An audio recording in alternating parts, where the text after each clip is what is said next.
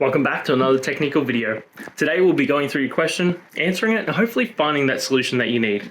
Guys, remember to stay just a little bit crazy like me, and hopefully you find that resolution you need. Anyway, let's continue on.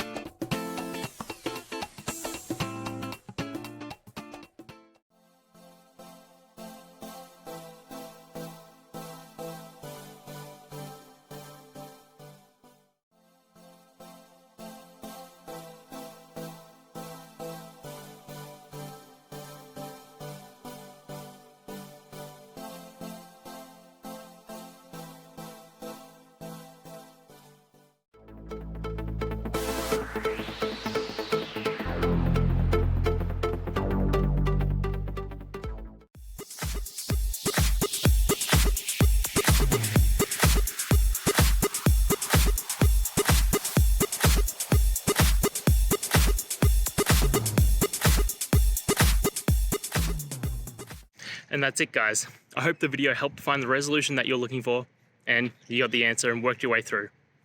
If you did, please hit subscribe. I'd really appreciate it. And until the next time you need technical help, I hope you have a good one.